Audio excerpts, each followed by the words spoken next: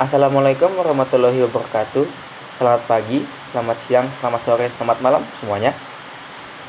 Mohon izin perkenalkan diri. Perkenalkan, nama saya Rihei Yanes Tambunan, mahasiswa Fakultas Kehutanan Universitas Lambung Mangkurat, angkatan 2023, dengan NIM 2310611110032. Pada kesempatan kali ini, saya ingin menjelaskan tentang tugas saya pada mata kuliah Hidrologi Hutan mengenai neraca air, di mana tugas kali ini diberikan oleh Bapak Badarudin untuk membahas atau membicarakan topik yang ada pada buku ajar Hidrologi Hutan yang dibuat atau ditulis oleh Bapak Badarudin, Bapak Syarifuddin Kadir, dan juga Ibu Hairunisa. Di mana pada buku ajar tersebut saya akan membahas tentang bab 6, yaitu konsep neraca air.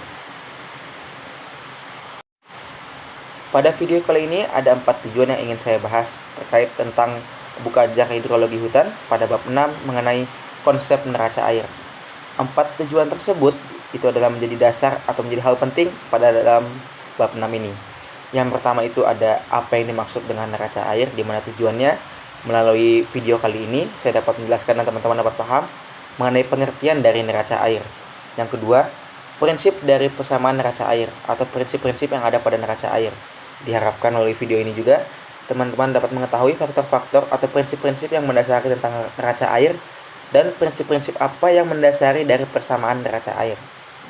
Yang ketiga, dari pembahasan kali ini teman-teman dapat mengetahui juga jenis-jenis dari neraca air, di mana neraca air terbagi menjadi beberapa jenis, dan jenis-jenis tersebut akan kita bahas satu persatu. Dan yang terakhir adalah apakah persamaan dari neraca air pada waduk dan danau? Apakah ada persamaan di antaranya dan bagaimana rumus persamaannya? Itu yang akan kita bahas pada video ini, dan tujuannya teman-teman paham dari 4 poin tersebut. Untuk itu sekarang kita akan membahas mengenai poin yang pertama. Apa itu neraca air? Penjelasannya, interpelasi secara kualitatif atau kuantitatif dari siklus hidrologi dapat digunakan menggunakan persamaan, di mana persamaan umum atau persamaan yang sering digunakan itu adalah disebut neraca air. Di mana neraca air ini dapat menggambarkan bahwa dalam suatu sistem hidrologi atau suatu siklus hidrologi atau siklus air, baik itu pada das, daerah aliran sungai, pada waduk, pada danau, atau pada aliran permukaan tanah sekalipun, bahwa dapat dievaluasi atau dapat diketahui atau dapat dicari tahu, dianalisa dan diteliti. Yaitu apa yang diteliti? Yaitu diteliti air yang masuk dan yang keluar dari sistem tersebut, dari sistem hidrologi tersebut dalam suatu periode waktu tertentu. Jadi dengan neraca air kita dapat tahu atau dapat mengevaluasi berapa kuantitas atau berapa waktu air yang masuk dan berapa lama waktu yang dibutuhkan untuk dia keluar, atau berapa lama dia waktu yang dibutuhkan untuk menampung atau berada dalam suatu sistem hidrologi. Itu disebut juga dengan atau dapat dibahas mengenai atau melalui neraca air.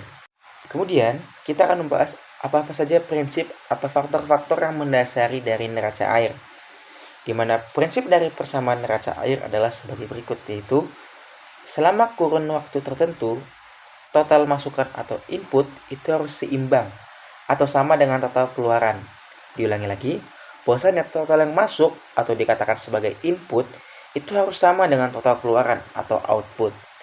Di mana neraca air ini meliputi kondisi ketersediaan air atau kondisi tersedianya air dan kebutuhan maupun kehilangan air pada suatu sistem hidrologi. Jadi, melalui neraca air kita tahu berapa air yang tersedia dari sistem hidrologi tersebut, berapa yang dibutuhkan dari sistem tersebut, dan berapa yang hilang dari sistem tersebut.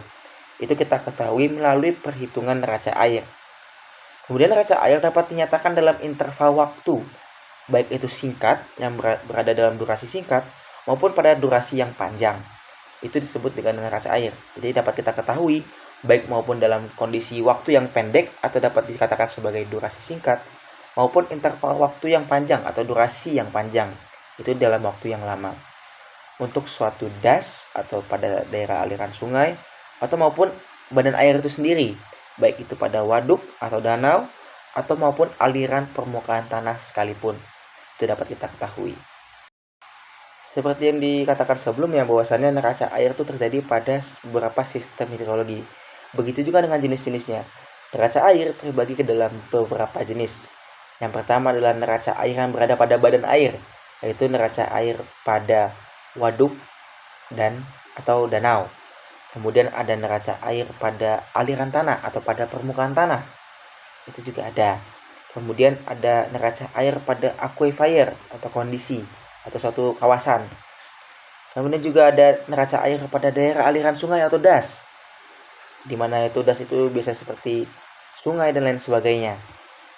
Kemudian juga ada neraca air pada daerah aliran sungai maupun pada daerah lainnya atau sistem hidrologi lainnya, di mana pada sistem 4 tadi dan neraca air pada waduk atau danau, neraca air pada aliran permukaan tanah, neraca air pada aquifer, maupun neraca air lainnya, kita akan bahas satu persatu.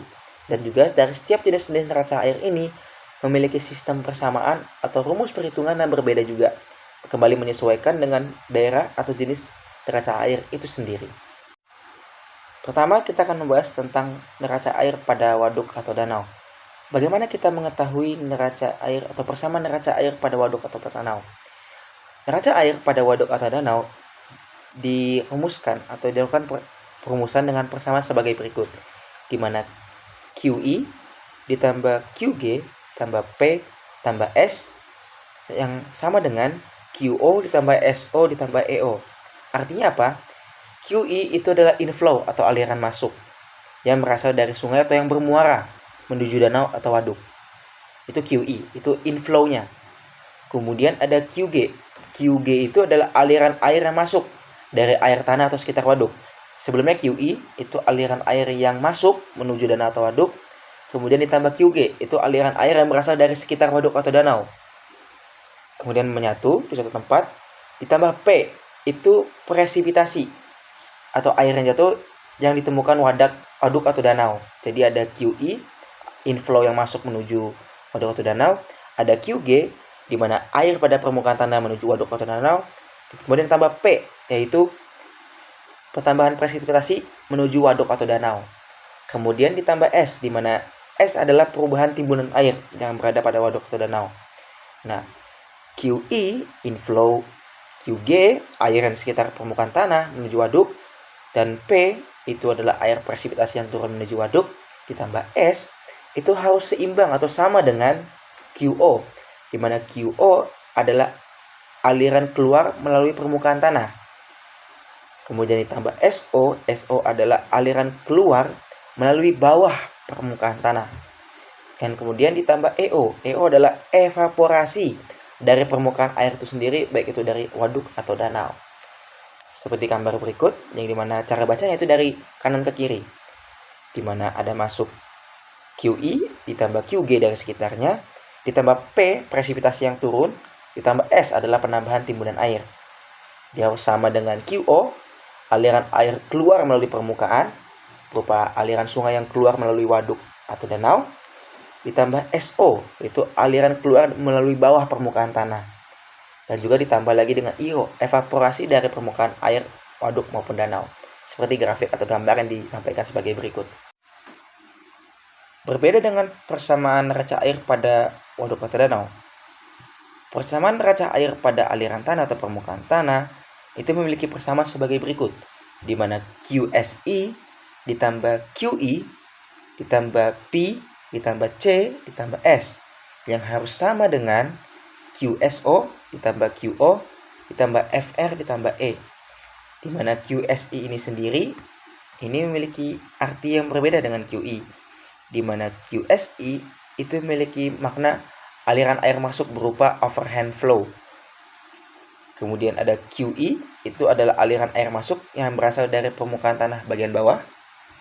Kemudian ditambah P, itu presipitasi yang mengalami infiltrasi, presipitasi yang mengalami atau yang diserap. Jadi aliran air dari atas yang diserap atau yang mengalami infiltrasi. Kemudian ditambah C, di mana C ini adalah air kapiler. Kemudian ditambah lagi dengan S, seperti tadi perubahan timbunan air. Di mana QSI yang berarti overhand flow atau aliran air masuk. Kemudian QE, aliran masuk dari aliran bawah permukaan tanah. Kemudian ada P, presipitasi atau air yang turun yang terjadi infiltrasi. Ditambah lagi dengan C air kapiler dan S perubahan timbunan air itu harus sama atau seimbang dengan QSO, di mana QSO ini adalah aliran keluar melalui permukaan tanah bagian atas QSO. Kemudian ditambah QO. QO adalah aliran air keluar tapi melalui bawah. QSO melalui atas dan QO melalui bawah. Kemudian ditambah lagi dengan FR. FR itu infiltrasi pada aliran tanah lebih dalam. Jadi air yang sudah ditampung atau perubahan timbunan air tersebut kemudian diinfiltrasi kembali menuju lapisan tanah yang lebih dalam lagi, yang nantinya menjadi cadangan air bumi. Kemudian ditambah lagi dengan E, yaitu evaporasi yang terjadi pada permukaan air tersebut, yang terjadi di dalam tanah. Itu adalah persamaan neraca air pada permukaan tanah. Nah, maka hal tersebut dapat kita lihat pada gambar, di mana bahasanya sama seperti tadi dari kanan ke kiri. Awalnya ada masuk QSI dan QE. QE dari bawah permukaan tanah, sedangkan QSI dari atas permukaan tanah. Kemudian ditambah P, presipitasi yang turun mengalami infiltrasi. Ditambah C, yaitu air kapiler yang ada. Terus ditambah dengan S, yaitu perubahan timbunan air. Dia harus seimbang atau sama dengan QSO, di mana aliran air keluar dari atas. Ditambah QO, aliran air yang keluar dari bawah atau permukaan tanah. Ditambah FR, atau yang sering disebut sebagai infiltrasi pada lapisan tanah yang lebih dalam, yang nanti akan jadi cadangan air bumi. Kemudian ditambah E, evaporasi yang terjadi pada permukaan air tanah, yang dapat dilihat pada bagian atau gambar berikut. Maka dari penjelasan jenis-jenis neraca air yang sudah disampaikan sebelumnya, dapat disimpulkan bahwa neraca air dapat menggambarkan situasi atau dapat menggambarkan kondisi dari suatu sistem hidrologi, baik itu sistem das dari aliran sungai, baik itu waduk, baik itu danau maupun aliran permukaan tanah, di mana hal tersebut dapat kita evaluasi melalui aliran air yang masuk dari sistem dan juga aliran yang keluar dari sistem tersebut pada suatu periode tertentu, di mana periode tersebut bisa berlangsung dalam waktu yang singkat atau durasi yang pendek, dan juga dapat durasi yang lama atau waktu yang lama atau waktu yang panjang. Di mana neraca air ini itu memiliki prinsip sebagai berikut, di mana selama kurun waktu tertentu total input atau total aliran masuk itu harus seimbang dengan total aliran keluar, di mana neraca air dapat terbagi dengan beberapa jenis sesuai dengan sistem hidrologi tersebut. Ada neraca air waduk atau danau, neraca air permukaan tanah, dan juga neraca air pada daerah aliran sungai. Sekian penjelasan saya terkait neraca air. Mohon maaf jikalau ada kesalahan kata maupun pengucapan, serta hal-hal yang kurang berkenan. Harapannya dari penjelasan yang saya sampaikan dapat menjadi manfaat yang bermakna untuk teman-teman semuanya. Terima kasih, salam sejahtera buat kita semua, dan sampai berjumpa lagi.